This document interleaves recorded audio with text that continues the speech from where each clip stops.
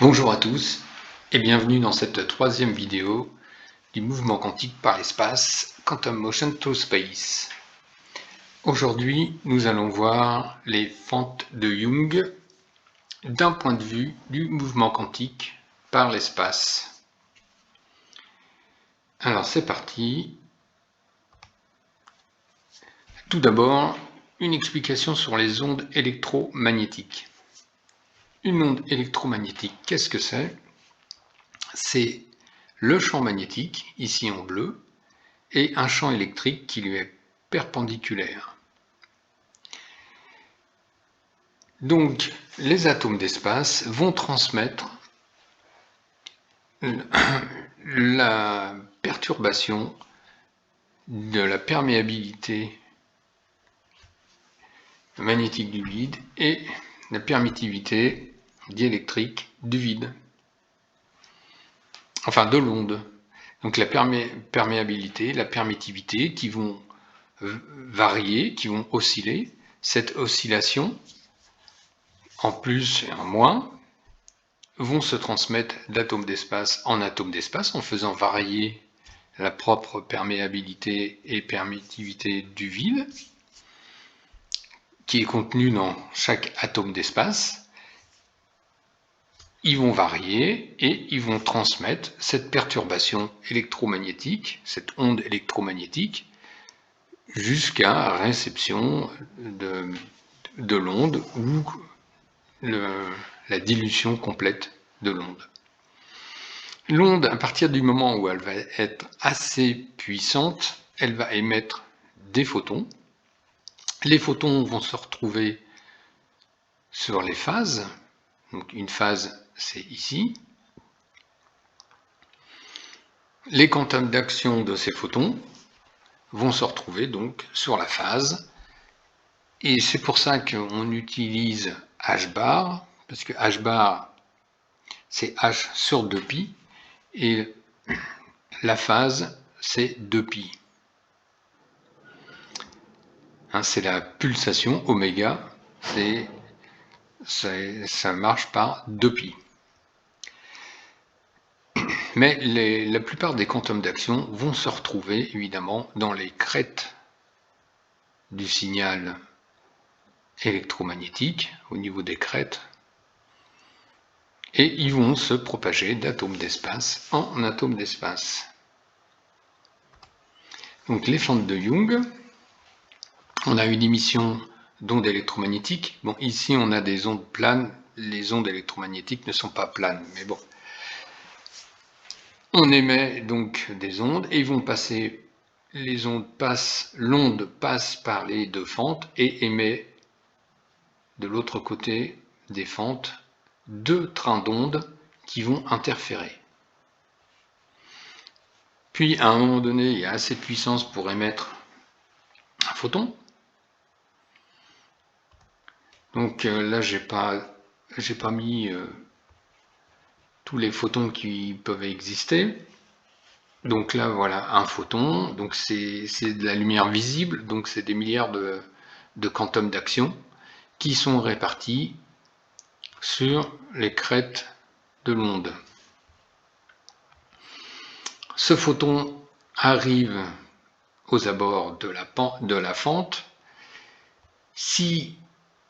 Donc il va, par intrication, il va se matérialiser. Il va y avoir un effondrement de fonction d'onde. Si la fonction d'onde s'effondre et que le photon se matérialise ici, il ne passe pas évidemment, ici non plus, ici non plus. S'il se matérialise au niveau de la fente, eh bien, il va passer de l'autre côté. Donc voilà, on va le faire passer par la fente et de l'autre côté, il se réémet. Mais de l'autre côté, il y a deux trains d'ondes qui vont interférer avec des interférences constructives, des interférences destructives. Donc le train de quantum d'action, ces quantums d'action qui se diffusent, ils vont se diffuser évidemment là où il y a des interférences constructives. Donc il va suivre le train d'onde. Là où l'onde existe et là où elle n'existe plus, il n'y a plus de quantum d'action du photon. Et puis, il va se matérialiser. Là, on voit, il y a un quantum d'action qui est en avant. Et ben, c'est ici que va se matérialiser le photon. Donc, tous les quantums d'action sont intriqués. À partir du moment où il y en a un qui arrive en interaction avec le récepteur, tous les quantums d'action se réunissent en un point, c'est le photon qui est détecté. Alors on pourrait aussi dire que c'est des électrons, on est à peu près dans le même sens. Alors après évidemment les photons ou les électrons, ils peuvent arriver ici, ils peuvent arriver là, ils peuvent arriver là, et arriver là évidemment passer par là. Comme le déplacement du photon est aléatoire, c'est ce qu'on a vu dans la vidéo précédente, le positionnement du photon, on ne peut pas le savoir. Là, je le mets, mais en fin de compte, on ne peut pas savoir où il se trouve. Et voici donc l'explication de la fente de Young avec l'onde. Alors, on ne peut pas parler d'onde pilote, hein, mais disons que c'est lié.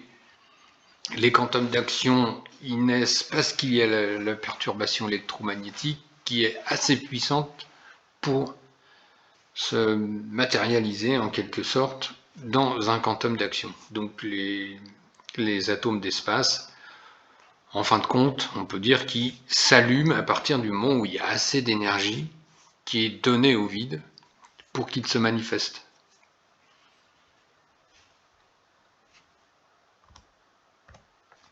Voilà, pour l'explication des fentes de Young avec le point de vue du mouvement quantique par l'espace.